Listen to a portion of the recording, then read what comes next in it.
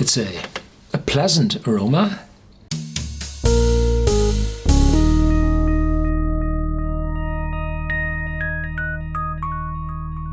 Welcome to Whisky.com, where fine spirits meet. My name is Horst Lüning. I'm the master taster of Whisky.com, and today we have a specialty here in my cask.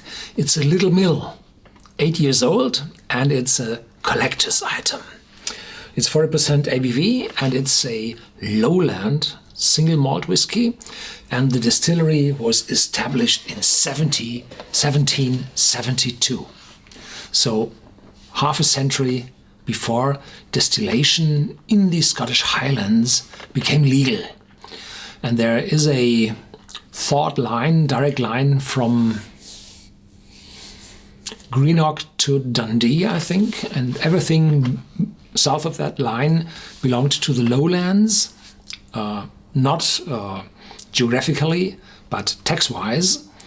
And in the lowland, distillation was allowed, and in the Highlands, where the excise officer wasn't able to reach all the places where they distilled spirits, wasn't able to reach them, there it was forbidden. And it took quite a time until some king ordered a bottle of Highland Scotch whiskey in Edinburgh, and because he knew this illegal Highland malt whiskey tastes better than the mass amount of lowland whiskies, which was in former times mostly distilled on a fast pace, heavy volumes and less quality. And in 1824, distillation became legal also in the Highlands, and the roads became better, and in 1860, sometime there, the railways were constructed, and 1885, I think, the major railways were finished in the Highlands, and all the Highland malt whiskey poured into the UK and the Commonwealth of Nations. And with each progression of the Highland malt, the lowland malt or the lowland whiskies became less popular. And more distilleries closed, and in the 1990s there were only a handful or less than a handful left over in the lowlands. And one of them was Littlemill, and I think they ceased production after the big British recession, sometime in the mid-80s. And then the distillery stood still. They went bankrupt, and the distillery was bought then in 1993 or 1994. By a new company, and they produced for roughly a year from 1994 and 1995, and then they stopped production again. Nobody wanted this lowland single malt whiskey, and this one was not a typical lowland single malt because it only has 2 pot stills instead of the typical 3 in the lowlands. So the whiskey wasn't selling that well, and it went a lot into the blends. The buying company was a blended whiskey company. What was the name? Yeah, probably I remember during this video. And then the distillery stood still, and sometime 2004, I think, a fire ignited in the buildings, and part of the buildings were burned down, and astonishingly new flats were built on that premise where the fire was. And I have a video. I hope I find it. If so, I put it in here where you can see the newly built flats, and on the other side there you can see the old building still remaining, and there's nothing left which can be, refurbished or reused. So the best thing you can do is tear it down and build new houses on it. So the time of Littlemill is gone, and this one was on the market for quite a long time with an age of 8 years. And then there had been, later on, when they sold off the warehouses, or the content of the warehouses, they went up to 12 years, I think. And one of the last bottlings was a 21-year-old, which was extremely expensive, but with the original label, a collector's item, as well as this one. And this one was really cheap, around 20, maximum 30, over most of the time. And today, if you have a good bottle in good shape and a good card box, you might reach 200. So it's quite scarce, and the warehouses are really empty now. Ideally situated, nesting at the base of the Kilpatrick Hills. Kilpatrick, the small town is, I think, Old Kilpatrick, it's called. And if you're leaving Glasgow over the Erskine Bridge, and then you turn west, and then you have to follow the old street close to the Clyde, and not the 2-lane highway further up the hill. Then you pass Kilpatrick, and it's a not that tidy region on one side of the road, and on the other side there are those new flats. Hill, and taking the pure water therefrom, it will never be known exactly when whiskey was first distilled at Littlemill. Perhaps as early as the 14th century. Yeah, we have been the first. Not this Friar John in 1494. No, we were earlier. As an offshot of the traditional brewing of beer when the Culhorns built Douglas Castle.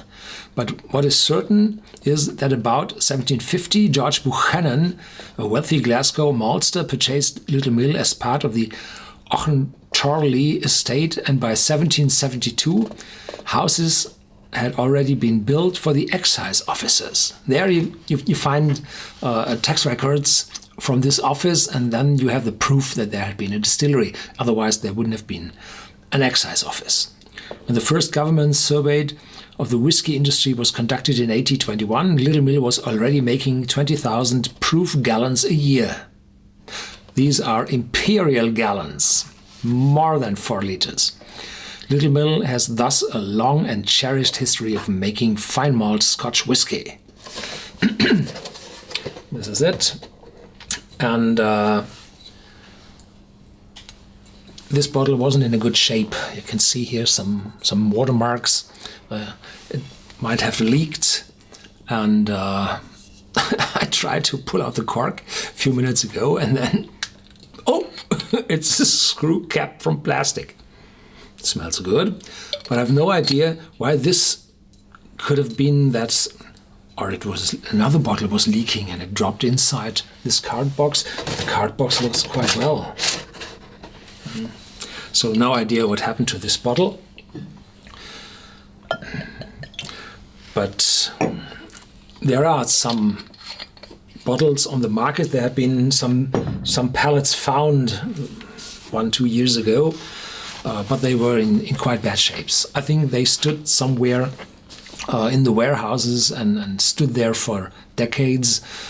Nobody cared about them, and when the distillery was when the buyer of the distillery with the warehouses which they used for bottling blends or making blends were itself sold again to a financial investor, then they cleaned everything up and they found, I think, those bottles. And so there had been some supply after 2010 of these bottles, but they came on the market really, really expensive.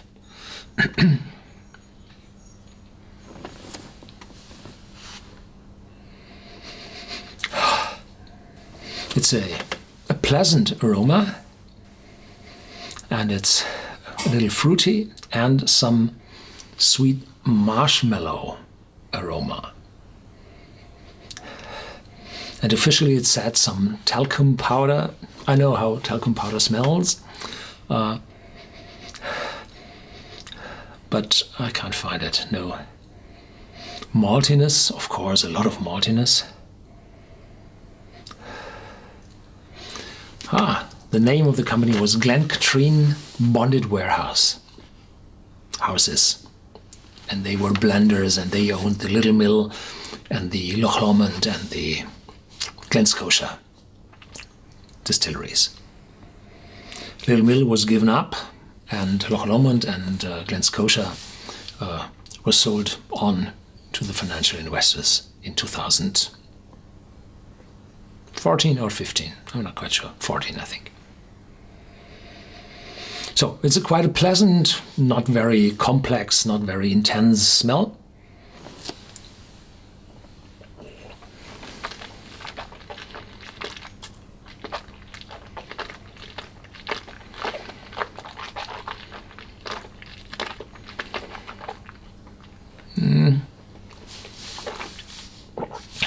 In the beginning, well, still good, but then some weird taste appears in the front of my mouth, not in the back, some oakiness or so, no, in the front, and some metallic youthness covering the front roof of my mouth, inside my teeth. No. The aftertaste, it does not develop well, no. So this one is a real collector's item. If you have one, be happy. You might be able to get a lot of money for it. And this one is the real original, which was available on the market for years, and not the 12-year-old, which came later on, or this one I think in a uncolored bottle. Not coloring inside, I have no idea, probably it is, but it has not the green color in the glass, but a colorless glass. So there had been a bottle of that in between, quite a short time. Probably you get more for that because it's so rare, but this one is the classic. And the 12-year-old, which came later in a standard liquor bottle, and the 21-year-old, which they put on the market as the very last bottling in a wooden box, I think. That one was expensive, already very expensive when it came on the market, around 250, 300. And today I have no idea if this one is more expensive or the other one. So this one is around 150 to 200 if it's in excellent shape. But the 21-year-old, probably 300, 350. Yeah. Thank you very much for watching. Stay tuned, there's more to come, and feel free to look in our whiskey database where this bottle and other collectors' bottles are listed. And if you have tasting notes for them, please feel free to add them to our whiskey database so that we grow to a huge and, well, never complete, more complete database about all those collectors' items. Thank you very much.